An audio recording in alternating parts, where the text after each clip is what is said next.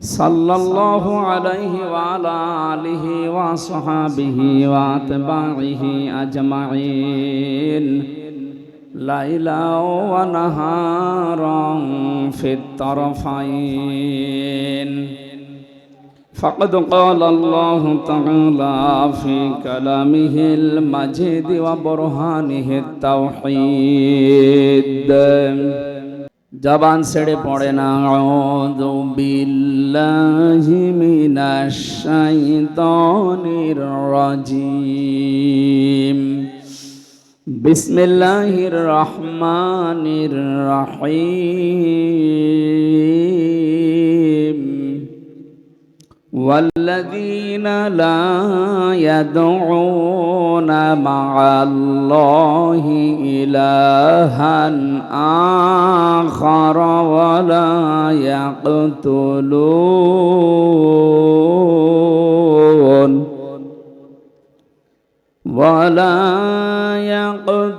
يقتلون النفس التي حرم الله إلا بالحق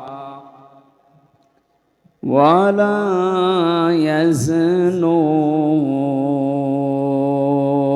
يزنون ومن يفعل ذلك يلقى أثاما يضاعف له العذاب يوم القيامة ويخلد فيه مهانا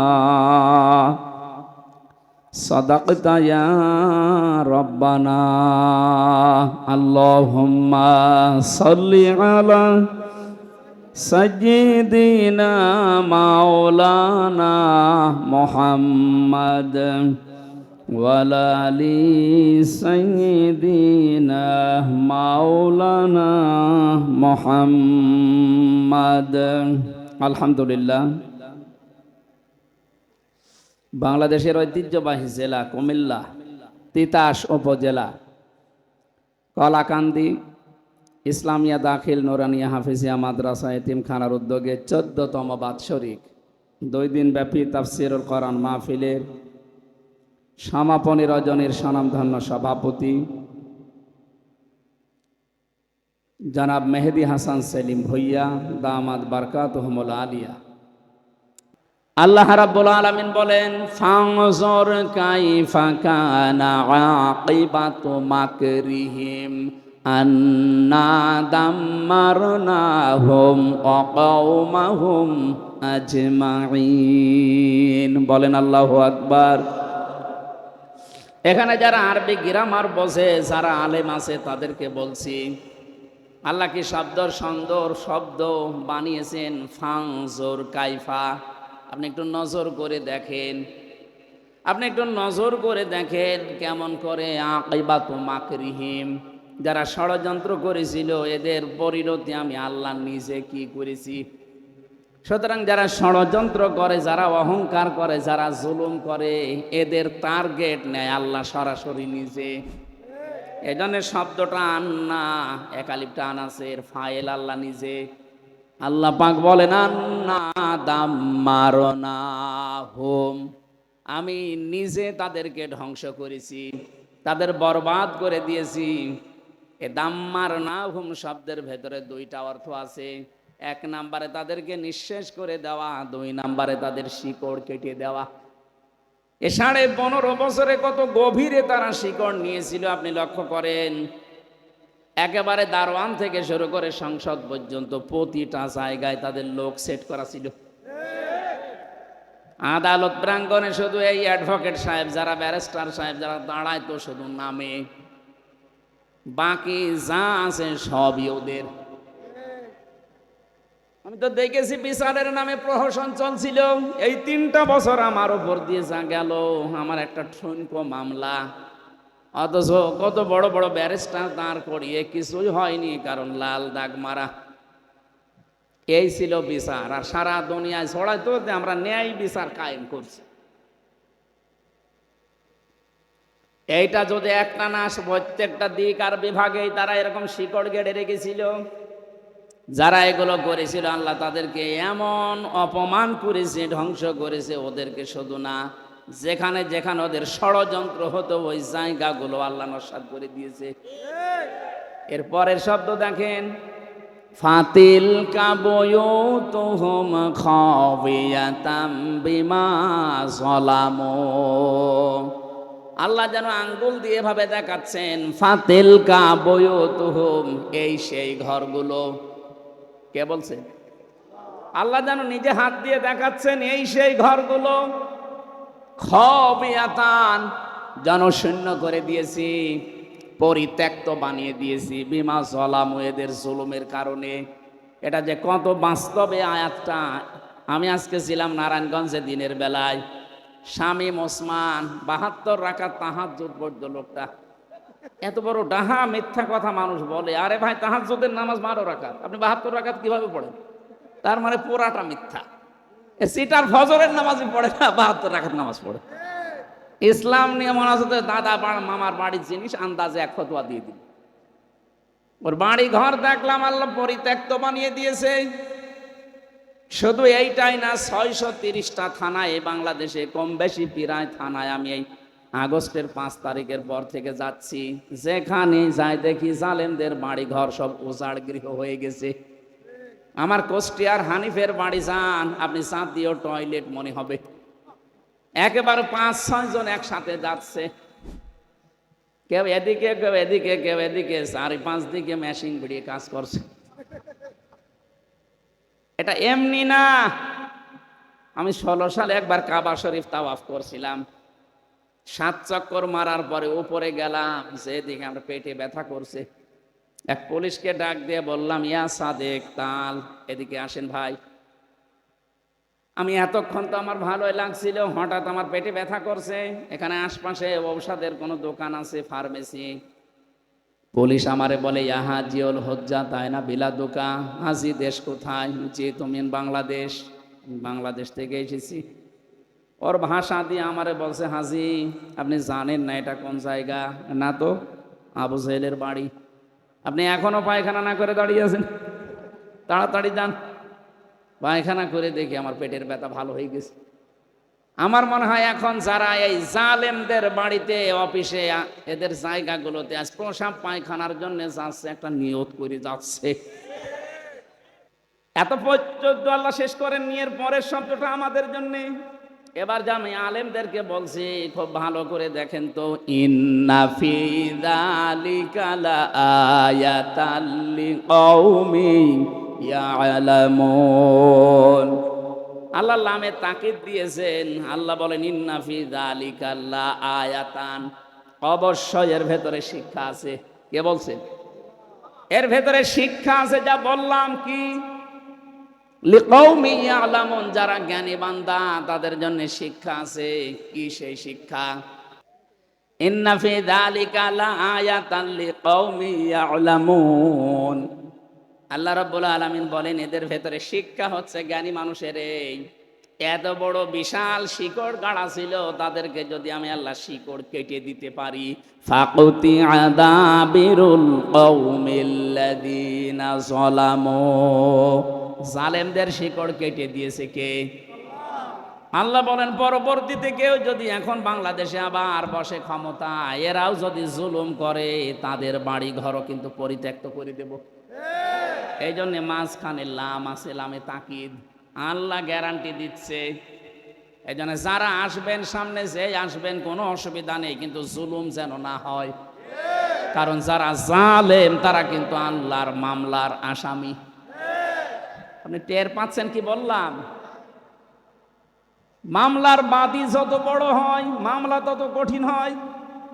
এখানে আল্লাহ নিজে সরাসরি বিচারপতি, নিজেই মামলার বাদী। কাদের? যারা মানুষ হয়ে মানুষের উপরে জুলুম করে।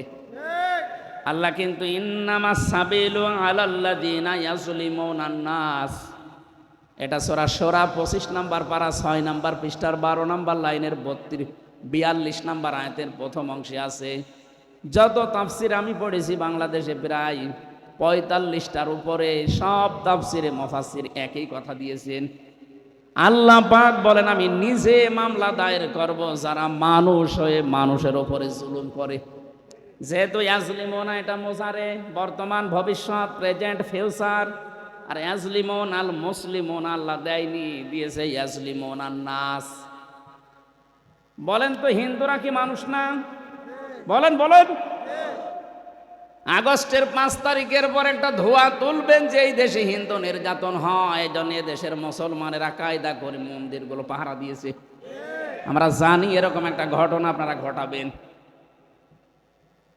হিন্দুদের বাড়ি ঘর পর্যন্ত রাত জেগে জেগে দেশের মানুষ পাহারা দিয়েছে, অথচ আমাদের পাশের এই দাদা বাবুরা সারা জীবন বাইরের রাষ্ট্রগুলোকে জানায় যে দেশে নাকি হিন্দু অমুসলিম যারা আছে তাদের সংখ্যালঘু নির্যাতন হয়। এটা যে ডাহা মিথ্যা কথা, এটা প্রমাণ হয়ে গেছে। হিন্দু বৌদ্ধ খ্রিস্টান ঐক্য পরিষদের যে সভাপতি ছিল কি দাস যেন, কুমার সরকার, আমি নামটা মনে আছে না, ওটা নাই। হিন্দু বৌদ্ধ খ্রিস্টান ঐক্য পরিষদের একজন সভাপতি কিছুদিন আগে বক্তব্য দিয়েছে লাইভে যে বাংলাদেশে বিএনপি জামাত ইসলামপন্থী যারা আছে তাদের দ্বারা এদেশে কোনোদিন হিন্দু নির্যাতন হয়নি, হয়েছে শুধু 15 বছর যারা ছিল তাদের দ্বারা। এবার আমরা বানিয়ে বলি না, ওকে শিখিয়েও দেয়নি, ওরা নিজেরা বলছে।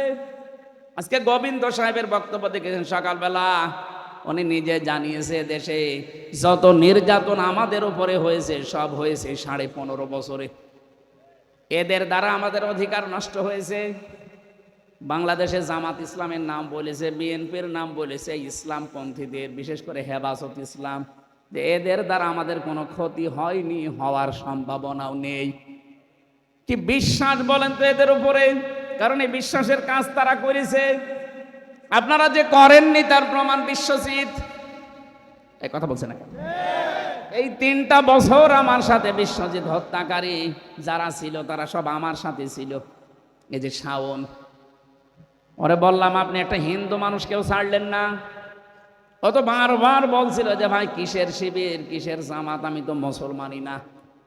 আপনার যদি মুসলমান বিশ্বাস না করেন আমি যে অন্য জাতির, আপনি কাপড় খুলে দেখেন, আমি মুসলমান না, তারপরও আপনি ওকে ছাড়লেন না। এখন কি করলেন? এই জালেমদের কথায় উদ্বুদ্ধ হয়ে একটা মানুষকে বিদায় করে এখন 30 বছর জেল। এখন তো কোনো জালেম আর খোঁজ নেয় না, তার জীবনটাই পুরা নষ্ট। আবরার ফাহাদকে যারা মেরেছেন তারাও সব সেল খাটতেছে, যদিও ওই জামানা হওয়ার কারণে কিছু ছাড় পেয়েছে। এখন হলে প্রতিটার বিচার অক্ষরে অক্ষরে হইতো। কথা বলে না কেন? এই জন্য আমি আশা করছি যারা মানুষ হয়ে মানুষের উপরে জুলুম করে, অত্যাচার করে, তারা হামজার মামলার আসামি না, তারা সরাসরি আল্লাহর মামলার আসামি। এই জন্য আমরা যেন আল্লাহর টার্গেট হয়ে না যাই। পুলিশের কাছে আপনি বাধা দেবেন, পুলিশ বাদী কেস হবে, আর মানুষের ওপরে কেউ জুলুম করলে ওটা আল্লাহ বাদী কেস হবে। অ্যাডভোকেট আছে, আপনি জিজ্ঞাসা করতে পারেন, বলেন তো নিজে যিনি বিচার করবেন রায় দেবেন তিনি যদি মামলার বাদী হয় তে আপনি যত বড় উকিল দাঁড় করান কিছুই হবে না। কি কথা বলে না কেন? এই জন্য আমরা সাবধান হব, সামনে যারা আসবেন খুব হিসাব নিকাশ করি। আপনি আর যাই করেন আমি নিষেধ করি না, কিন্তু জুলুম যেন আপনার দ্বারা না হয়। জুলুম যারাই করে তারা আল্লাহর কাছে সবচাইতে বড় ঘৃণিত হয়ে যায়। অনেকে মনে করে না ওদের সম্পর্কে আল্লাহর কোনো খোঁজ নেই। কে বলেছে? ওরা কোরআন শরীফ পড়ে আমি দেখেছি, ওয়ালা তাহসাবান্নাল্লাহা গাফিলান আম্মা ইয়ামালুজ জালিমুন। সূরা ইব্রাহিমের 42 নম্বর আয়াতের প্রথম অংশে আছে, আল্লাহ পাক বলেন, হে নবী আপনি কি মনে করেন যে জালেমদের কোনো খোঁজ রাখি না? সব চাইতে বেশি খোঁজ খবর আমি রাখি জালেমদের। কাদের বলেন? ওদের শুধু ছাড় দেই, কিন্তু জালেমকে একবার যদি ধরি ওকে আর ছাড়ি না। বহু চেষ্টা চালিয়েছিল, 5 মিনিটও সময় আল্লাহ দেয়নি। কথা বলে না কেন? এই জন্য আমরা সাবধান থাকবো। সামনে আল্লাহ তুমি যদি আমাদেরকে কোনো জায়গায় তুলে দাও, চেয়ারে হোক আর সেখানে, আমরা যেন জুলুম না করি। বারবার তৌফিক চাবেন, নাই তো কিন্তু 5 বছর 10 বছর পরে আপনাকে আল্লাহ উজাড় করে দেবে। তখন আপনার বাড়ি আপনার প্রতিষ্ঠানও হয়ে যাবে উজাড় গৃহ, টয়লেট। কি আল্লাহ এ ক্ষমতা এখন আর নেই? বলেন। সূরা নমল থেকে শোনালাম, 100% সত্য কথা, কোনো ভেজাল নেই। আল্লাহ আমাদেরকে এখন মেনে নেওয়ার তৌফিক দেন, বলেন আমিন। দরুদ আর সালাম পাঠ করার মাধ্যমে তাফসীরুল কোরআন মাহফিল, যেহেতু আমরা সূরা ফুরকান 68, 69 দুইটা আয়াত পড়েছি, তাফসীর আকারে কথা বলবো ইনশাআল্লাহ। আজকের আলোচনার বিষয়, আল্লাহর মুমিন বান্দা যারা, তারা 3টা অপরাধ কখনো করতে পারে না। কয়টা? আমরা যদি মুমিন দাবি করি, আমাদের জীবনে যদি এই 3টা অপরাধ থাকে, আমরা এক্ষুনি পাল্টাবো। যদি না থাকে আলহামদুলিল্লাহ। আমি জানি এই কুমিল্লা ব্রাহ্মণবাড়িয়া এই 3টায় আছে, এই জন্য আমি আয়াতটা পড়লাম। দেখেন তো আমাদের ভেতরে পাওয়া যায় কিনা।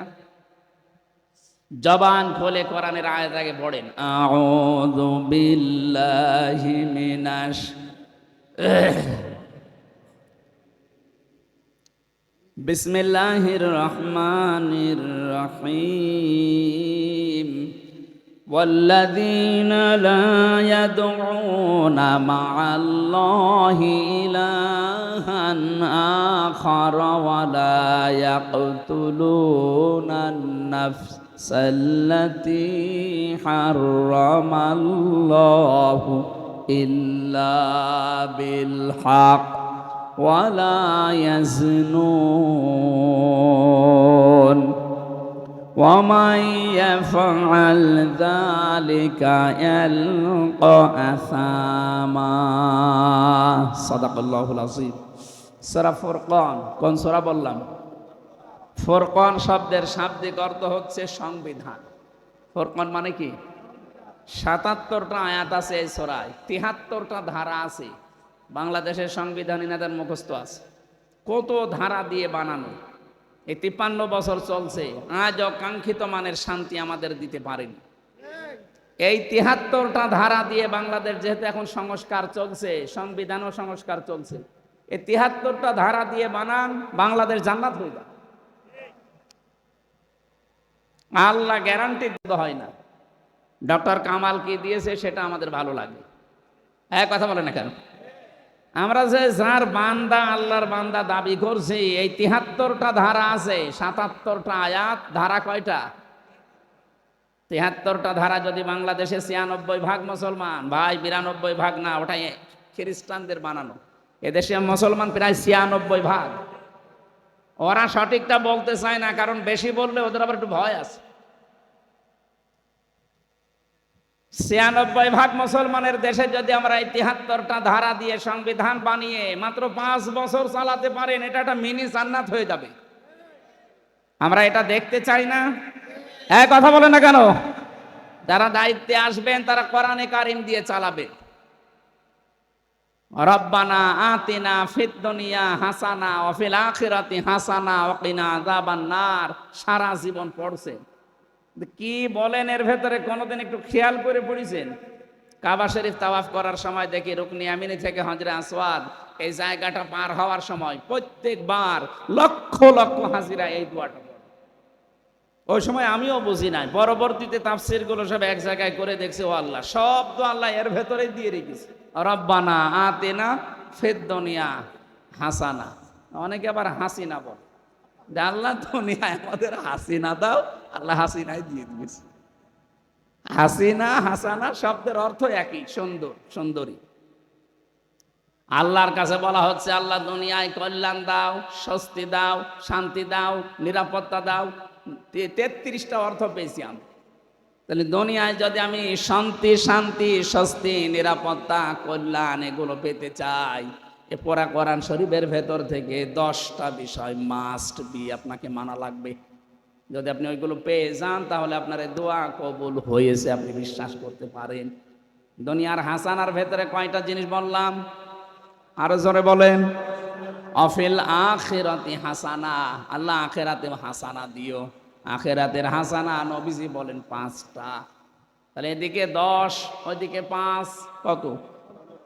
অকিনা আযাবান নার, আমাদের সবাইকে তুমি জাহান্নামের আগুন থেকে বাঁচাও।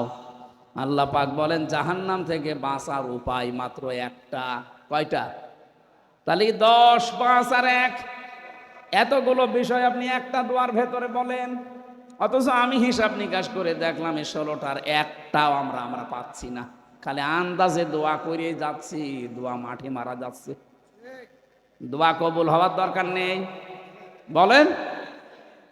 এই জন্যে দোয়া যদি কবুল করাতে চান, আগে কিন্তু আল্লাহ আখিরাতের নাম দেয়নি, রব্বানা আতিনা ফিদ দুনিয়া আখিরা না। আল্লাহ বলেন আগে দুনিয়ার কল্যাণ আমার কাছে চাও। আর দুনিয়ায় যদি সত্যি আপনি চর্মচোখে কল্যাণ দেখতে চান, এইটার বিপরীতে আর কিছু নেই। এই জন্য এইটার 73টা ধারা আমি পড়লাম সূরা ফুরকান, এমনি না, এই কারণে পড়েছি। দল মত নির্বিশেষে আমাদের ঐক্যবদ্ধ হওয়া লাগবে। আমরা এই 73টা ধারা সংবিধানে চাই। এটা রাজনীতি, এটা আসল নীতি। এই নীতি নেই বলেই তো চুরি বন্ধ হচ্ছে না, এই নীতি নেই বলেই তো ডাকাতি বন্ধ হয় না। কথা বলে না কেন? আহ্বান জানাচ্ছি যারা দায়িত্বে আছে এবং সামনে যারা আসবে, 2008 থেকে শুরু করে 24 সাল পর্যন্ত যারা নির্বাচনের নামে প্রহসন করে এমপি হয়েছেন, মন্ত্রী হয়েছেন, উপজেলা চেয়ারম্যান, মেয়র হয়েছেন, যদি পোস্টারে কোনো জায়গায় লেখেন যে সাবেক এমপি, সাবেক মন্ত্রী, আপনার জন্য জায়েজ নেই, কারণ আমরা আপনাকে ভোট দেইনি। 8 সাল থেকে 24 সাল একটাও ভোট হয়নি, সবগুলো চিটারি বাটপারি। এই কথা বলেন না কেন? সুতরাং যারা ভোটে নির্বাচিত না, আপনি কোন কারণে সাবেক এমপি লিখবেন? আপনি এতটুকু লিখতে পারেন সাবেক চোর, তার চাইতে আরেকটু বেশি করে লেখেন সাবেক ডাকাত। সত্য, এইটাই তো সত্য। কথা বলেন না কেন? এই যে ফেনী পাশে আপনাদের এক জেলা পরে নাকি কুমিল্লার পরেই ফেনী, ওখানে একজন ওসি ছিল, আমার সাথে জেলখানায় ছিল। আমারে একদিন, আমি তো ফাঁসির কন্টেম সেলে ছিলাম, আমারে এসে বলছে হুজুর একটু দেখেন তো আমার তওবা কত দূর গেল। ঠিক আছে বলে। এই যে নির্বাচন গেল, আমি বাইরে ছিলাম, এই সময় আমার যে আন্ডারে আছে এসআই আছে, কনস্টেবল আছে, দারোগা আছে, তাদেরকে নিয়ে আমি রাত 12টার পর থেকে ভোট কাটা আরম্ভ করলাম। রাত 12টার পর থেকে একেবারে ফজরের আজান পর্যন্ত পুরা কমপ্লিট করে বাক্স ভর্তি করে যার যার জায়গায় পাঠিয়ে দিলাম। এবার গোসল করলাম, ওযু করার পরে 2 রাকাত নামাজ পড়লাম আর বললাম আস্তাগফিরুল্লাহ। হুজুর আমারই তাওবা হয়েছে না। আপনি তো আর আল্লাহর কাছে দোষ করেননি যে আস্তাগফিরুল্লাহ পড়বেন, আপনি দোষ করেছেন হামজার কাছে। তাই কথা বলেন এখানে, একটা এমপি বানাতে 3.5 থেকে 4 লাখ হামজা লাগে, আর আপনি সব হামজা একাই করে ফেলবেন। তা আপনার এই তাওবা হয়নি। আপনার তাওবা হতে পারে, অপরাধ করেছেন যার কাছে, স্বীকার করেন সে তার কাছে। সুতরাং এই 3.5 লাখ 4 লাখ হামজা যারা ভোট দিতে রায় দিতে পারলো না, তাদের কাছে যে আগে স্বীকার করেন যে আমি এই কাজ করেছিলাম, ভুল হয়ে গেছে। ওরা যদি মন থেকে বলে যে হ্যাঁ মাফ করে দিলাম, আপনি মাফ পেয়ে যাবেন। আর যে বলবে যে না মাফ না, তুই এদিকে আয়, আপনি যাবেন, ও যা করতে চায় তাই করতে দেবেন। এই কথা বলছেন না কেন? আপনি যদি মাফ পেতে চান, আর না হলে আপনার মাফ হবে না। কিন্তু ভয়ঙ্কর বিষয়, আপনি মাফ চাবেন কি করে? কারণ এই কয় বছর আপনি জেলে আছেন, এর ভেতরে অনেকেই মারা গেছে। এক কথা বলেন না কেন? আপনি তাদের কাছে মাফ চাবেন কি করে? এই জন্যে যারা এই জালেমাকে ক্ষমতায় টিকিয়ে রাখার জন্যে এই নির্বাচনের নামে প্রহসন, বিশেষ করে এই যে 3 ট্রাম, এ তো নির্বাচনই হয়নি, সারা দুনিয়া জানে। অথচ আজ দেখছি 12-13 দিন আগের কথা, উনি বারবার বিশ্বের মোড়লদের কাছে কথা জানাচ্ছে যে আমি নির্বাচিত ছিলাম, আমাকে উৎখাত করা হয়েছে। এরকম ডাহা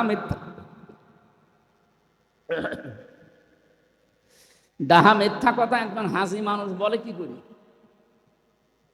এই 15.5 বছর যে নির্বাচন হয়নি, শয়তানও জানে। এই কথা বলছে না কেন? আপনি একটা ঘোড়াকে জিজ্ঞাসা করবেন যে 15.5 বছর যারা ছিল এরা কি নির্বাচিত না জোর করে, ঘোড়াও হাসবে। আরে ভাই কি বলেন? বিশ্বের মোড়লরাও জানে যে নির্বাচন হয়নি। কথা বলেন না কেন? এই জন্য তারাও এখন আপনার ডাকে আর সায় দিচ্ছে না। সুতরাং মিথ্যা কথা বলে নিজের পাপের বোঝা এমনি যা আছে, ইন্নামা নুমলি লাহুম লিয়াজদাদু ইসমা, মানুষের পাপের বোঝা যখন পরিপূর্ণ হয়ে যায়, ওয়ালাহুম আযাবুম মুহিন, তাদেরকে আল্লাহ অপমানজনক শাস্তি দেয়। তিনটা অপরাধের কারণে শাস্তি ডবল হয়। অপরাধ একটা, শাস্তি দুইটা। অপরাধ কয়টা? এরকম অপরাধ আছে কয়টা? তিনটা। বলেন বলেন। এই তিনটা গোনা যদি কারো দুনিয়ায় হয়ে থাকে, ও যদি তওবা না করে, তাহলে ওর এক একটা অপরাধের জন্য দুইটা করে শাস্তি হবে। আর এটা এই এলাকায় আছে কিনা এবার মিলান, আমি জানি আছি। আল্লাহ রাব্বুল আলামিন বলেন, আল্লাযীনা লা ইয়াদউনা মা'আল্লাহি ইলাহান আখার। এক নম্বরে তারা আমি আল্লাহ বাদে অন্য কাউকে ডাকবে না। যদি আমি আল্লাহকে ডাকে, এর সাথে অন্য কাউকে ডাকে, তার শাস্তি হবে ডবল। এই যে ব্রাহ্মণবাড়িয়া কুমিল্লায় যে তাহেরি হুজুর আছে, কিছুক্ষণ আল্লাহর জিকির করার পরে ইয়ালি বাবা, কেল্লা বাবা, ফতে বাবা, কোথায় পেলেন আপনি? কথা বলছেন না কেন? ওর সাথে তাল মিলিয়ে কেউ যদি ডাকেন, ওর শাস্তি ডবল হবে। কোরআন বলছে আপনারও শাস্তি ডবল হবে। সুতরাং ভণ্ডদের কথা শুনে কেউ নিজের জীবন জাহান্নামে ফেলবেন না। আজকে থেকে জিকির যদি হয় শুধুমাত্র কার? কোন কেল্লা বাবা, ফতে বাবা, কোন ন্যাংটা বাবার নামে জিকির নেই। এমনকি রাসূলুল্লাহর নামেও জিকির নেই। কি যারা আলেম জিজ্ঞাসা করেন রাসূলুল্লাহর নামেও জিকির নেই? আর রাসূলের নামে দরুদ পড়বেন। জেলখানায় যে সোহেল চৌধুরী হত্যার যে মামলার আসামি মামুন ভাই, 25 বছর জেলে আছে, আমার নিচতলায় ছিল। তাহাজ্জুদ পড়তে উঠলেই দেখতাম 2টা 3টার সময় ও জিকির আরম্ভ করেছে, ইয়া রাসূলুল্লাহ, ইয়া রাসূলুল্লাহ। কি গো মাওলানা মামুনুল হক আর আমি যেহেতু এক জায়গায়, ওনাকে একদিন ডেকে বললাম যে ভাই কি জিকির করেন? সে ইয়া রাসূলুল্লাহ, ইয়া রাসূলুল্লাহ, আমার এশক এসে যায়। অথচ মার্ডার মামলার আসামি সোহেল চৌধুরীর নাম শোনেন? নায়ক ছিল, হ্যাঁ নায়ক সোহেল চৌধুরী হত্যা মামলার আসামি, 25 বছর ছিল জেলে, কিছুদিন আগে বের হয়েছে। ওনারে বললাম না, রাসূলুল্লাহর নামে কোনো জিকির নেই, আপনি রাসূলুল্লাহর নামে দরুদ পড়তে পারেন। আল্লাহর 99টা নাম আছে, যে কোনো নামে জিকির করেন, হয় বলেন আল্লাহ অথবা ইয়া রহমান, ইয়া রহিম। এই কথা বুঝতেছেন? তাহলে জিকির হবে কার নামে? আল্লাহর পাশাপাশি অন্য কাউকে আপনি ডাকতে পারবেন না। এই যে মা আল্লাহ, মা মানে কি? সঙ্গে। আল্লাহর সাথে অন্য কাউকে ডাকা জায়েজ নেই। অথচ কুমিল্লা ব্রাহ্মণবাড়ি এটা চলে বেশি। কথা বলছে না কেন? সুতরাং এইরকম ভণ্ড যদি আসে, জোতা পিটা করা দরকার। ও নিজে তো জাহান্নামে যাচ্ছে, আমাদেরও নিয়ে যাচ্ছে। 2 নাম্বারেরটা, এটা আমার মনে হয় না বললে ভালো। ওয়ালা ইয়াকতুলুনান নাফসাল্লাতী হারামাল্লাহু ইল্লা বিল হক। আল্লাহ পাকের পক্ষ থেকে যাকে মেরে ফেলার কোনো অর্ডার পাননি, এরকম কোনো মানুষকে যদি কেউ মেরে ফেলে, তার শাস্তি ডবল হবে। ভাই বলছিলেন না, 3টা উদাহরণ দিলেন। বিডিআরকে ওরা বিনা কারণে মেরেছে, শাপলা চত্বরে হুজুরদেরকে বিনা কারণে মেরেছে। 2024 সালের 5 আগস্টের আগ পর্যন্ত ছাত্র ছাত্রীকে বিনা কারণে মেরেছে। একটা হত্যার জন্যও কোনো দলিল নেই, আদালত কর্তৃক প্রমাণও নেই। আপনি আন্দাজে ক্ষমতা টিকিয়ে রাখার জন্য মারলেন। ডাইরেক্ট ইনডাইরেক্ট ছাড়া এই হত্যাগুলোর সাথে যারা জড়িত, মাস্ট বি আপনার শাস্তি ডবল হবে। এটাকে আমি বানালাম। এর পরের শব্দে আছে ইয়দাফ লাহুল আযাব, তাদের শাস্তি ডবল হবে ইয়াউমাল কিয়ামা, কিয়ামতের ময়দানে। এখন ওরা যদি মনে করে না আমি তওবা করে ভালো হয়ে যাব, সুযোগ আছে, কিন্তু তওবা হওয়া লাগবে তওবার মতো। খালি আস্তাগফিরুল্লাহ ওই ওসির মতো পড়লে তওবা হবে না। এই 15.5 বছরে যত অপরাধ করেছেন, যার কাছে করেছেন সেখানে আগে যাবেন, তার কাছে মাপ চাবেন, তার যদি ক্ষতি করে থাকেন তার ক্ষতিপূরণ দেবেন। এই কথা বললেন না? আপনি ক্ষতি করেছেন আমার এই যে 3টা বছর, 30 থেকে 32 লাখ টাকা আপনি আমার বাবার কাছ থেকে নিলেন বিনা কারণে। আর এখন যদি বলেন হুজুর মাফ করে, কয়েকদিন আগে আমার মামলার আয়ু আমারে কল দিয়েছিল, হুজুর মাফ করে দিয়েন। মাফ করে দিয়েন মানে টাকাগুলো আগে ফেরত দেন। আপনার আমি মাফ করে দেব, অসুবিধা নেই। আমার মতো 3 বছর ফাঁসির কন্ডেম সেলে থাকবেন আর 30 লাখ টাকা ফেরত দেবেন। তাছাড়া আমি জীবনও আপনাকে মাফ করব না। শুধু আমি একা না, এরকম হাজার লক্ষ হামজা এই দেশে ভিকটিম আছে না নেই? আপনার কারণে লোকটা উপরের চেয়ারে উঠতে পারে না, শুধু দলীয় পরিচয় আছে তাই। আপনার কারণে লোকটা ব্যবসা করতে পারে না, এই লোকটা 15 বছর আঁশতলায় বাঁশতলায় ধানের খেতে। এই 15 বছর অনেকে নিজের স্ত্রী সন্তানকে দেখে নাই। আমি তো প্রথম দিকে আয়না ঘরেও ছিলাম, ওই মিনি ছোটটায় আমি দেখেছি কি কষ্ট ওখানে দেয়। এত বড় বড় নখ হয়ে গেছে অনেকে, কেউ 2 বছর 8 বছর 10 বছর 14 বছরও শুনলাম আছে। এ নখ দিয়ে কেউ কেউ খুশিয়ে খুশিয়ে দেওয়ালের সাথে ভাঙা ভাঙা অক্ষরে লিখে রেখেছে, ভাই যদি বাইরে যেতে পারেনি নাম্বারটা জানাবেন যে আমি বেঁচে আছি। আমার সাথে মুফতি ফখরুল ভাই ছিল, মাঝে মাঝে আসার সময় দেখা হতো, আমারে বলতো, হামজা কি করে তোমার সাথে আমি জানি না, তবে আমার সাথে অবস্থায় এই যে হাত দেয় এর ভেতর দিয়ে, ওর বাড়ি নোয়াখালী হাতিয়া, এর ভেতরে হাত দিয়ে সামনে যে ব্যারিকেড আছে লোহার, ওর সাথে হাত দিয়ে আটকিয়ে দেয় হ্যান্ডকাপ দিয়ে। আরে ভাই 2 মিনিট 5 মিনিট না, 3 বছর একাধারে। 1.5 মিনিট 2 মিনিট সময় দিত মাত্র টয়লেট করার জন্য, 2 মিনিট। এর ভেতরে হয় হবে, না হয় না হবে, তাড়াতাড়ি করা লাগবে।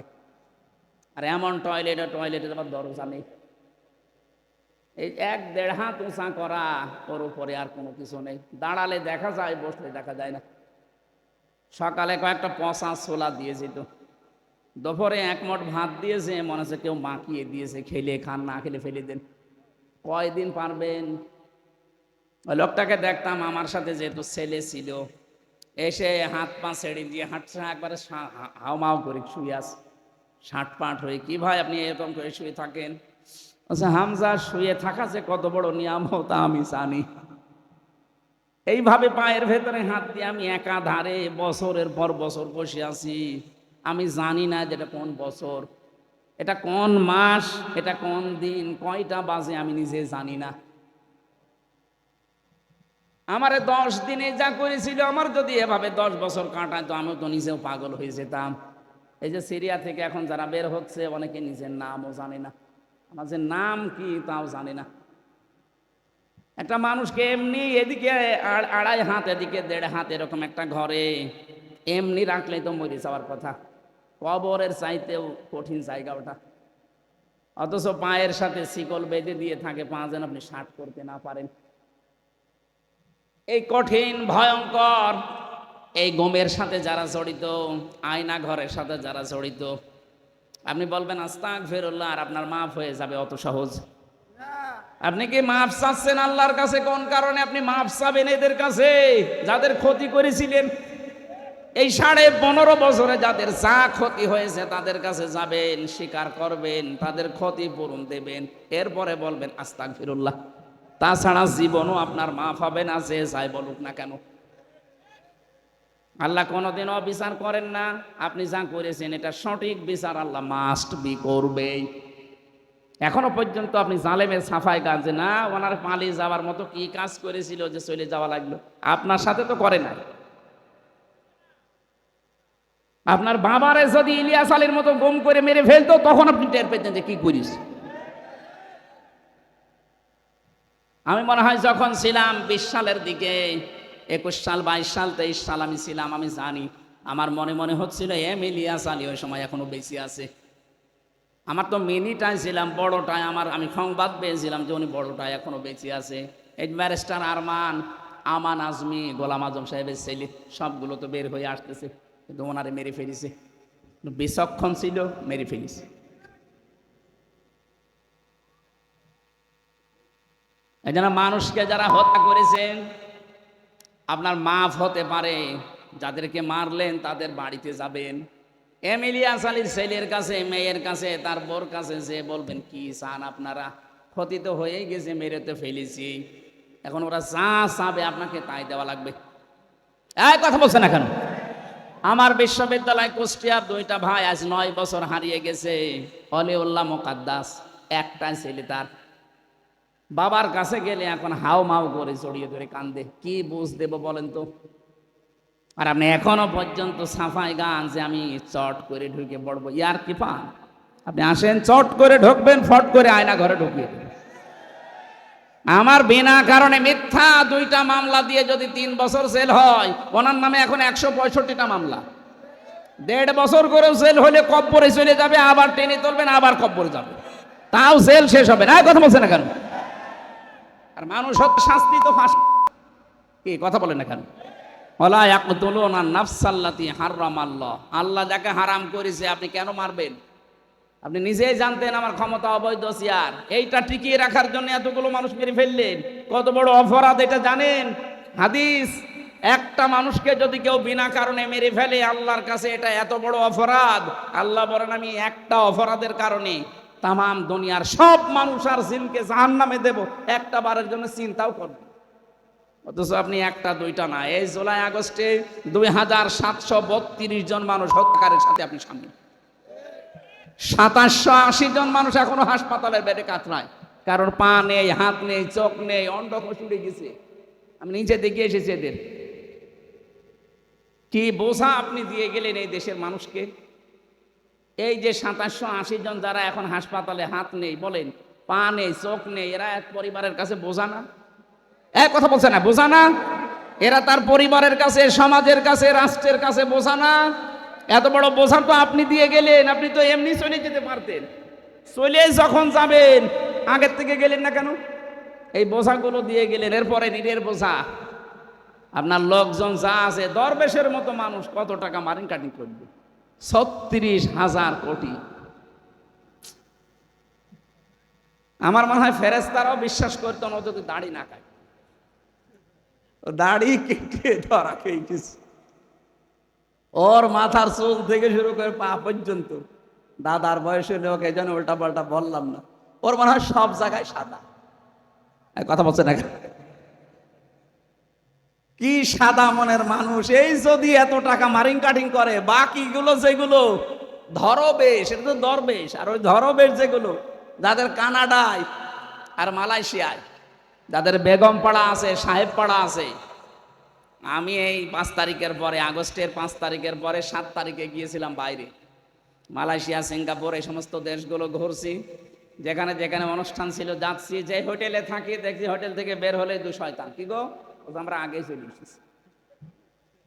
বহু শয়তানের সাথে দেখা হয়েছিল, ওরা আগের থেকে শুধু আজ করতে পেরে 2 দিন আগে ভেঙে গেছে। না, মানুষ হত্যার সাথে যারা জড়িত একটাও মাপ পাবেন না দুনিয়ায়। যদি আপনি এদিক ওদিক করে কাটিয়ে মরণ পর্যন্ত তো যাবেন, মরণের হাত থেকে তো আর রেহাই নেই। কথা বলেন না কেন? ওনার শাস্তি কয়টা হবে? Double double. ওয়ালা ইয়াজনুন, জেনা করা যাবে না। মুমিন বান্দা বান্দি যারা, তারা আর যাই করবে দুনিয়ায় জেনা করতে পারবে না। অথচ এই দেশে জেনার কারখানা খোলা হয়েছিল। অনেক নামাজি মানুষ, হাসি মানুষ, আমরা দেখতাম এদের ছেলে, এদের মেয়ে, এদের বেটার বউ, এদের বউ, এদের বোন যেভাবে বেপরদায় চলে। অধিকাংশ ধনী মানুষদের দেখতাম হাতের ঘড়ি, হাতের মোবাইল, শার্ট, গাড়ি, এগুলো দামি হয়। আর যত কম দামি তাদের বউ আর তাদের মেয়েরা। এমন এমন পোশাক পরিয়েছে, মানুষ চোখের এই ক্যামেরা দিয়েই বুঝতে পারে যে কতটুকু কি আছে। কথা বলেন ঠিক কিনা? সম্মানিতা মা বোন যারা এসেছেন, আমি জানি যে বিভিন্ন জায়গায় মেয়েরা এর চাইতেও বেশি বসে আছে। আপনাদেরকে বলছি, মেয়েরা যদি সত্যি জান্নাত যেতে চান তাহলে তাবাররুজটা করা যাবে না। এই তাবাররুজটা কারো ভেতরে থাকলে ও জান্নাতের ঘ্রাণও পাবে না। সূরা আহজাব 32-33 নম্বর আয়াতে আছে, রব্বুল আলামিন বলেন, আকারনা ফি বুয়ুতিকুন্না ওয়ালা তাবাররাজনা তাবাররুজাল জাহিলিয়াতিল উলা। হে মেয়েরা, ঘরের পরিবেশে থাকবা, তাবাররুজ করে রাস্তাঘাটে আসবা না। তাফসিরে খাসেন মুফাসসির লিখেছেন তাবাররুজের অর্থ 3টা। 1 নম্বরে, মেয়েরা যখন রাস্তাঘাটে আসে তখন তাদের পোশাক হয়ে যায় 8 শার্ট, ছোটখাটো। এরকম পোশাক পরে যদি কেউ বের হন, আপনি মনে করবেন আপনি জান্নাতের ঘ্রাণও পাবেন না।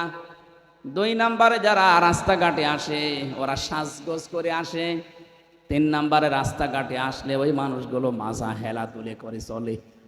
আল্লাহ পাক বলেন, এই 3টা যদি কারো ভেতরে পাওয়া যায়, জান্নাত তো দূরের কথা, জান্নাতের ঘ্রাণও সে পাবে না। বলেন নাউজুবিল্লাহ। আমার মা বোনেরা অনেকে মনে করেন যে নামাজ পড়ি, রোজা রাখি, কালো বোরকা পরি, আমি আবার জাহান্নামে যাব। যাবেন না মানে? এই তিনটার একটাও যদি পাওয়া যায়, আপনি জাহান্নামে যেয়ে বসে আছেন। আল্লাহ কুমিল্লার মেয়েদেরকে, যেহেতু আমি জানি এই কুমিল্লা নোয়াখালী এই দুইটা জেলায় বাংলাদেশে একটু পর্দা বেশি, আল্লাহ আপনাদের আরো বেশি পর্দায় থাকার তৌফিক দেন, বলেন আমিন। যদি নিজেকে শয়তানের ধোঁকায় পড়ে একেবারে বিলিয়ে দেন, আপনি একা জাহান্নামে যাবেন না। নবীজি বলেন একজন বেপরদা মহিলা 4 জন পুরুষ মানুষ জাহান্নামে নিয়ে যাবে। প্রথমে তার বাবাকে, এরপরে তার বড় ভাইকে, এরপরে স্বামীকে, বড় ছেলেকে।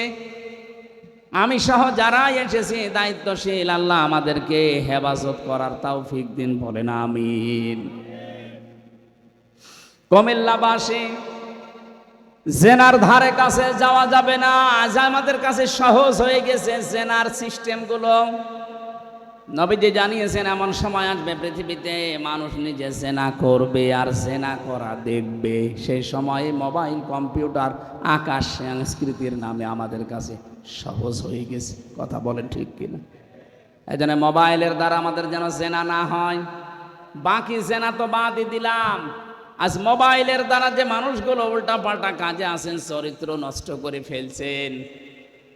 আপনি মনে করেন যে না, এ আর কি ছবি দেখছি না, যেটা নিজে দেখা যায় যাচ্ছে, অন্য কেউ দেখলে আপনি লজ্জা পান, নিজে দেখলে আনন্দ পান, এটাই জেনা। এক কথা বুঝতেছেন? এমন এমন দৃশ্য মোবাইলে রেখে দিয়েছেন, নিজে দেখলে আনন্দ লাগে, অন্য কেউ দেখলে আপনার লজ্জা লাগে, এইটাই জেনা। এটা আপনাকে জেনার দিকে নিয়ে যাবে। আজ নিজের হালাল স্ত্রী যাদের ভালো লাগে না, অন্যের স্ত্রীর দিকে যাদের চাহিদা বেশি, মনোযোগ, তাদের দুইটা ঔষধ। সূরা নূর 30 নম্বর আয়াতে আল্লাহ জানিয়েছেন, কুল্লিল মুমিনিনা ইয়াগুদ্দু মিন আবসারিহিম ওয়া ইয়াহফাযু ফুরুজাহুম যালিকা আযকা লাহুম, ইলা আখিরি আয়াত। হে নবী, আপনি মুমিন পুরুষদেরকে বলেন তারা যেন তাদের চক্ষুকে নিম্নগামী করে। শুধু 14 জন মহিলা বাদ দিয়ে বাকি দুনিয়ায় যত মহিলা আছে দেখলে চোখ নিম্নগামী করা লাগবে। এ হুকুম কার? বলেন বলেন। হ্যাঁ, 14 জন মহিলার সাথে দেখা করতে আপনি পারবেন, তখন আর চোখ নামানো লাগবে না। নিজের মা, নিজের বোন, নিজের ফুফু, নিজের খালা, ভাইয়ের মেয়ে, বোনের মেয়ে, নিজের পুত্রবধূ, 14টা আছে সূরা নিসার 21 নম্বর আয়াতে। এই 14 জন বাদ দিয়ে বাকি দুনিয়ায় যে মহিলাই হোক, আপনি সঙ্গে সঙ্গে চোখ নিচের দিকে করবেন। 2 নম্বরে লজ্জা স্থান হেফাজতে রাখবেন। এটা বলতে যত সহজ মনে হচ্ছে, প্র্যাকটিক্যাল লাইফে মেলানো এত সহজ না। যদি সত্যি আপনি কঠিনভাবে সিদ্ধান্ত নিয়ে মেনে নিতে পারেন, আল্লাহ আপনাকে একটা অনির্বচন সুখ দান করবে। শব্দটা বললাম অনির্বচন সুখ, এটা বাংলা। আপনি এই শব্দটার উদাহরণ পেয়েছি তাফসিরের ভেতরে, যে বাচ্চা, মুরগির বাচ্চা সিল যখন ছো দেয়, তখন বাচ্চাটা মায়ের পাখার নিচে, মা পাখাটা এভাবে করার পরে ডাউন করে ফল করে দেয়। এর নিচে যখন বাচ্চাগুলো যায়, একটা কিচির মিচির আওয়াজ দেয়। রব্বুল আলামিন বলেন, কোন মানুষ যদি সত্যি আমি আল্লাহর দিকে তাকিয়ে পরনারী বাদ দিয়ে চক্ষু নিম্নগামী করে আর নিজের লজ্জা স্থানটা হেফাজত করে রাখতে পারে, বাচ্চাগুলো মায়ের পাখার নিচে যেমন একটা আনন্দ পায়, শান্তি পায়, ওদের মনের ধারণা যে আমাদেরকে আর কেউ দেখতে পাচ্ছে না, আমার মায়ের পাখার নিচে থাকতে অন্তত আমাদের আর কোনো চিন্তা নেই। এই জন্য একটা কিচির মিচির আওয়াজ দেয়, বাংলায় ওটাকে অনির্বচন সুখ বলে। আপনি যদি সত্যি আল্লাহর এই আয়াতটা আজকে থেকে মেনে নিয়ে জেনার পথগুলো পরিহার করতে পারেন, ইল্লা আলা আজওয়াজিহিম আও মা মালাকাত আইমানুহুম ফাইন্নাহুম গায়রু মালুমিন। এখানে কিন্তু হর্ষাই আছে শেষে, দেখবেন বাংলায়। নিজের স্ত্রী বাদ দিয়ে অন্য কোনো মহিলাকে মুসলমানের জন্য কামনা করাই জায়েজ নেই, করাই জায়েজ নেই। সেখানে আমরা অনেকে এখানে বসে আছি, নিজের বউ বা আইন লাগিয়ে চালাচ্ছে। এই যে পরকীয়া প্রেম যারা করেন, এই কথা বলছে না কেন? সব চাইতে ঘৃণিত অপরাধ আল্লাহর কাছে যে 7টা, তার ভেতরে 7 নাম্বার এইটা, যারা তার প্রতিবেশীর স্ত্রীর সাথে লাইন করে। আরে বাংলাদেশে এখন এটা বাড়তেছে, এক কথা বলছেন এখানে কত মানুষ আছে এখানে প্রতিবেশীর স্ত্রী ভাবির সাথে উনি আল্লাহর নাম নিয়ে লাইন চালাচ্ছে। আপনাকে আল্লাহ সবচাইতে বেশি ঘৃণা করে নিজের জায়েজ স্ত্রী ছাড়া পৃথিবীর কোন মহিলার দিকে। হ্যাঁ, বিয়ে যদি আপনার সামর্থ্য থাকে আপনি বিয়ে করবেন, কিন্তু 3টা কারণ দেখা লাগবে মেয়েটা অসহায় কিনা। প্রথম বিয়েটা ঠিক আছে, প্রথম বিয়ের পরে যে 4 বিয়ের ফতোয়া আমরা দেই, 3টা বিষয় না দেখে বিয়ে করা যাবে না। 1 নম্বরে আপনি দেখবেন মেয়েটা অসহায় কিনা, 2 নাম্বার বিধবা কিনা, 3 নম্বরে স্বামী পরিত্যক্তা কিনা। কথা বুঝতেছেন? হয়তো স্বামী তালাক দিয়ে দিয়েছে, পরিত্যক্তা পড়ে আছে, অথবা বিধবা স্বামী মরে গেছে, অথবা অসহায় এতিম মিসকিন এরকম। আপনি রূপ সৌন্দর্য দেখে পাগল হয়ে আনন্দের জন্য বিয়ে করবেন না, ইসলাম পরবর্তী 3 স্টেপ এটা বলেনি। অথচ এইটা নিয়ে আজ নাস্তিক যারা আছে তারা বলে 4 বিয়ে করা পুরুষের জায়েজ, তাহলে মহিলা 4 বিয়ে করুক। আরে ভাই, আল্লাহর বিধান নিয়ে আপনি ঠাট্টা করবেন, যেভাবে আল্লাহ দিয়েছেন এর আগের আয়াত পরের আয়াত মিলান। আগের আয়াত পরের আয়াতের ভেতরে এতিম মিসকিন অসহায় মেয়েদের কথা আছে, আর আপনি আনন্দের জন্য বিয়ে করে আজ হাজারো নাস্তিক মোরতাদ এই আয়াতটা নিয়ে ঠাট্টা করে, বিদ্রুপ করে। তাহলে বিয়ে করা জায়েজ আছে, নিজের স্ত্রী বাদ দিয়ে যেহেতু অন্য কোনো মহিলার দিকে ঝোঁকাই জায়েজ নেই, সেখানে আপনি বিয়ে করে যদি আরো পবিত্র থাকতে চান, কয়টা শর্ত বললাম? 1 নম্বরে বিধবা, 2 নম্বরে স্বামী পরিত্যক্তা, 3 নম্বরে অসহায়। এরকম দেখে বিয়ে করা জায়েজ আছে। আল্লাহ আমাদেরকে জেনার যে পথগুলো আছে সবগুলো থেকে হেফাজত করুন, বলেন আমিন। অমাইয়া ফাআল যালিকা, এরকম কেউ যদি করে এই 3টা কাজ, আলকা আসামা, আল্লাহ বলে সে যেন অর্জন করে পাপ, আর এই পাপের কারণে আমি তাকে ডবল শাস্তি দেব। এই জন্য ইমানদার যারা তারা কখনো এই 3টা গুনার ধারে কাছে যেতে পারে না। 1 নম্বরে আল্লাহ বাদে অন্য কাউকে ডাকবে না, 2 নম্বরে মানুষ হত্যার সাথে যত কিছু জড়িত এই রাস্তাগুলো সে পরিহার করবে, 3 নম্বরে সে জেনা ব্যভিচারের ধারে কাছে যাবে না। একটা জগদ্দল পাথর আমাদের পিঠকে বাঁকা করে রেখেছিল, এরকমই একটা পাথর ছিল 1500 বছর আগে। আওয়াদানা আনকা ওয়াজরাক আল্লাযী আনকাদা যাহরাক।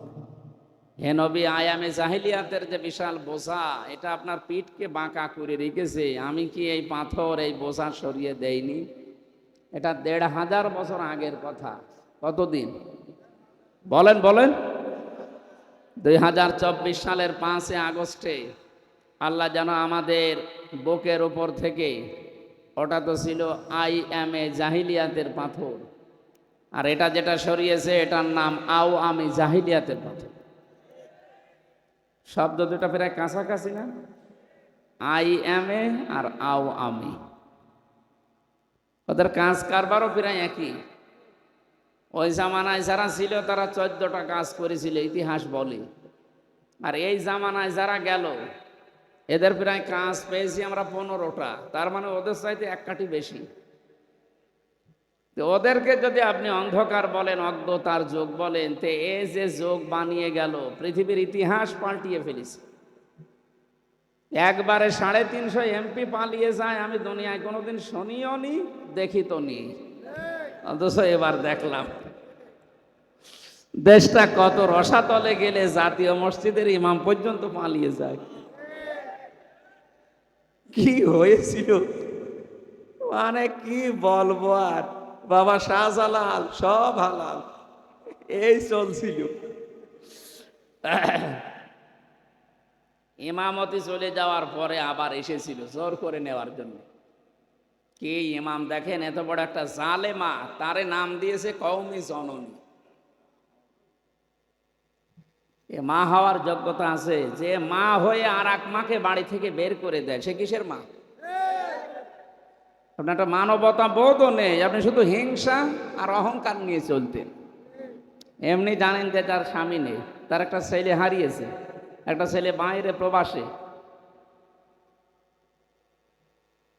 এরকম কঠিন মুহূর্তে তার দলের লোকজন সব পালিয়ে জেলখানায় বিভিন্ন জায়গায় 17 বছর কাটাচ্ছে। এরপরও আপনি এরকম একটা বিধবা মহিলাকে বাড়ি থেকে বের করে দিলেন, আবার বের করে দিয়ে যদি অনুতপ্ত হয় না, আবার বলছে বের করে দেব, আমি নিয়ত করেছিলাম। মনে আছে এই নিয়ত পূরণ না করলেও আমার মান্যত আদায় হবে না।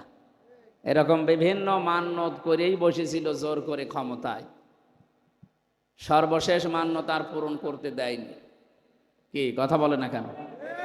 সর্বশেষ মান্যত কি ছিল বলেন তো? 41 ফাল। এ মান্যত আর পুরা হয়নি। এর আগে আল্লাহ তাকে পাঠিয়ে দিয়েছে স্বামীর বাড়িতে। না, স্বামীর বাড়ি বলা যাবে না, কারণ যার কাছে গেছে তার সাথে বিয়ে করা জায়েজ নেই যতক্ষণ উনি হাফ হাতা না হবে। উনি তো ফুল হাতা, আর আমরা কি? এ কথা বলছে না কেন? যার কাছে গেছে সারা জীবন আমরা শুনছি এই 15.5 বছর যে আমাদের স্বামী স্ত্রীর সম্পর্ক। আরে ভাই, ওর সাথে স্বামী স্ত্রীর সম্পর্ক হয় কি করি? সে ধর্মে আলাদা। ওয়ালা তুনকিহুল মুশরিকিনা হাত্তা ইউমিনু, যতক্ষণ পর্যন্ত কোনো মুশরিক মুসলমান না হবে কোনো মুমিনা নারীর জন্য তাকে বিয়ে করা জায়েজ নেই। প্রশ্ন আসতে পারে, হুজুর মুমিন না, মুমিন না কিন্তু হাজি তো। এই কথা বলছে না কেন? এখন এই যে চট্টগ্রাম নেওয়ার জন্য আজ 4-5 দিন দেখছি ওরা বিভিন্ন কথা বলছে। আরে ভাই, আপনারা কি যৌতুক চান? আর যৌতুক দেব কি করে? মেয়ে তো পালিয়ে গেছে। কিসের যৌতুক নেবেন আপনি? আমাদের ধর্মে তো যৌতুক দেওয়াও জায়েজ নেই, নেওয়াও জায়েজ নেই। তো হিন্দুদের ধর্মে আছে। এই কথা বলেন না কেন? সুতরাং আমরা পালানো মেয়ের বিয়ে মানিও না, যৌতুকের প্রশ্নই যেন না আসে। জোর করে যদি আপনি চোখ লাগান, পুরা চট্টগ্রাম না, শুধু 1 ইঞ্চি জমি এই দেশ থেকে কেউ যদি নিতে চায়, এই 18 কোটি মানুষ যদি সত্যিই মারা যায়, 36 কোটি নিয়ে মরবে। এমনি এমনি ছেড়ে দেওয়া জাতি আমরা না। এই কথা বলেন না কেন? সুতরাং মেয়ে যেহেতু চলেই গেছে, যেভাবে হোক উল্টাপাল্টা করে থাকুক, বিয়ে যেন না করে। বিয়ে করলে তো মানে সন্তান হলে তো সমস্যা হয়ে যাবে। এটা থেকে মুসলমান নাকি অন্য জাতির, যদিও তার সন্তানগুলো ফিরে এরকম। আপনি দেখেন নাম যা, আপনি বোঝেন পুতুল জয় কোন ধর্মের বলেন তো? আপনি নিজে বুঝতে পারবেন। তার আগের নামটা একটু আলাদা, পরের নাম যা বললাম। মুসলমান আর হিন্দুদের নাম জড়িয়ে জগা খেচুড়ি করে রেখেছে, মানুষ যেন কেউ দুনিয়ায় বুঝতে না পারে। এই জন্য আবার যদি এই শেষ বয়সে এসে আবার আর একটা হয়ে যায় তো সমস্যা। এই জন্য বিয়ে যেন না হয়, দূরে দূরে থাকবেন। যেহেতু ও দাদার তো আর বউ নেই, এই সমস্যা আছে। কথা বলছে না কেন? ওখান থেকে বসে বসে যারা উস্কানি দেয় এ দেশটাকে বিপদে ফেলার জন্যে, কারো উস্কানিতে পা দিয়ে যদি দেশে বিশৃঙ্খলা করেন, গোপালগঞ্জে কি হয়েছে দেখেননি? পেছনে বান্দরের মতো লাল হয়ে গেছে। ওই কয়দিন শুনলাম যে গোপালগঞ্জ থেকে কেউ যদি বাসে আসে, বসে আসলে 300 টাকা, দাঁড়িয়ে আসলে 1000 টাকা। কি পিটানি খেয়েছে চিন্তা করেন। এখনো পর্যন্ত অনেকে জালেমের প্রশংসা করে, সাফাই গায়। আরে ভাই, 350টা এমপির আপনি 1 টাকাও পাচ্ছেন, খালি একটা সিঙ্গাড়া খেয়ে মনে মনে লাফান, পাগলের সুখ। এটা নিয়েই থাকেন। অন্তত কিয়ামতের আগে এই দেশে আর কোনো জালেম চেয়ারে বসতে পারবে না ইনশাআল্লাহ। এটা আমি কি বানালাম? না। সূরা নমল 20 নাম্বার 19 নাম্বার পারা 20 নাম্বার পৃষ্ঠ 7 নাম্বার লাইনের 51 52 নাম্বার আয়াতে আছে। বারাকাল্লাহু লানা ওয়া লাকুম ফিল কোরআনিল আযীম। আল্লাহুম্মা আমিন। লা ইলাহা ইল্লা আনতা সুবহানাক ইন্নী কুনতু মিনাজ জালিমিন। আল্লাহুম্মা রাব্বিরহামহুমা কামা রাব্বায়ানি সগীরা। রব্বুল আলামিন, সারাটা জীবন অপরাধ করে জীবনটা নষ্ট করে ফেলেছি। হাত ওঠায়া কথা বলবো ভয় করে, লজ্জা করে। আল্লাহ তাআলা, রাত 11টা বাজতে চলছে, এত রাত পর্যন্ত তোমার বান্দা বান্দিরা কোরআনে কারীম শুনেছে। যতটুকুই শুনলাম আল্লাহ আমাদের জীবনে তুমি সেট করে দাও। সওয়াব যদি দিয়ে থাকো কোটি কোটি গুণে বাড়িয়ে দাও। কিয়ামতে যিনি আমাদেরকে সুপারিশ করবে আল্লাহ ওই নবীর রওজায় পৌঁছিয়ে দাও। কত মানুষ এখানে বসে আছে যাদের মা নেই, বাবা নেই, আল্লাহ মা বাবাকে ক্ষমা করে দাও। রব্বুল আলামিন, আজকের মাহফিলের প্রধান অতিথি তোমার যুবক বান্দা, তার বাবা এখনো পর্যন্ত বেঁচে আছে। আল্লাহ তার বাবার হায়াত বাড়িয়ে দাও, তার জীবনের ভালো ভালো কাজগুলো মঞ্জুর করো, অন্যায় কাজগুলো তুমি মেহেরবানি করে ক্ষমা করে দাও। তার মাকেও তুমি মাফ করে দাও। তার স্ত্রী সন্তান যেগুলো দিয়েছ সহি সালামতে রাখো। আল্লাহ বিশেষ অতিথি যতগুলো মানুষের নাম পেয়েছি তোমার হাতে সফরদ করলাম, এদেরকে ওমরের মতো হেদায়েত দিয়ে দাও। এ মাহফিল বাস্তবায়ন করার জন্যে তোমার যে বান্দা শ্রম দিয়েছে, আজ একটা বছর ধরে চেষ্টা চালাচ্ছে। রাব্বুল আলামিন, যে বাড়িতে এসে বসেছিলাম এই বাড়ির আপনার উপরে তোমার রহমত নাজিল করো। সম্মানিত মা বোনদেরকে খাদিজার মতো, আয়েশার মতো, ফাতেমার মতো বানিয়ে দাও। এলাকায় মাটির নিচে যত মানুষ ঘুমিয়ে আছে কোরআনের ইজ্জতে মাফ করে দাও। রাব্বুল আলামিন, বাংলার এই জমিনে কোনো জালেম যেন আর পূর্ণ প্রতিষ্ঠা না পায়। আগামীতে কোরআনে কারিম এই দেশে তুমি মেহেরবানি করে কায়েম করে দাও। আল্লাহুম্মা গফিরলি ওয়ারহামনি ওয়াহদিনি ওয়াফিনি ওয়ারযুকনি ইয়া রাব্বাল আলামিন। আল্লাহ, আমার জেলখানার পার্টনার শ্রদ্ধাবাদন বড় ভাই জনাব মিয়া নুরুদ্দিন অপু দোয়া চেয়েছে আজকে, আল্লাহ তুমি তাকে শেফায়ে কামেলা আজেলা দান করো। ম্যাডাম খালেদা জিয়ার জন্যও দোয়া চেয়েছে, আল্লাহ তুমি তোমার ওই বান্দিকে সুস্থতায় ভরপুর করে দাও। তার স্বামী শহীদ প্রেসিডেন্ট জিয়াউর রহমান কবরে আছে, তার সন্তানটাও কবরে আছে, মাফ করে দাও। শ্রদ্ধাবাদন বড় ভাই আল্লাহ তাআলা দেশনায়ক তারেক জিয়া, তাকে তুমি আবার দেশের মানুষ দেশে আসার তৌফিক করে দাও। এই দেশটাতে তুমি তোমার শান্তি শৃঙ্খলা, বিশেষ করে শান্তি স্বস্তি নিরাপত্তা দিয়ে ভরপুর করে দাও। কখন কার কাছে মরণ চলে আসে জানি না, মরতে আমাদের দুঃখ নেই। আল্লাহ তাআলা আমরা আজরাইলকে দেখার সঙ্গে সঙ্গে যেন পড়তে পারি লা ইলাহা ইল্লাল্লাহু মুহাম্মাদুর রাসূলুল্লাহ।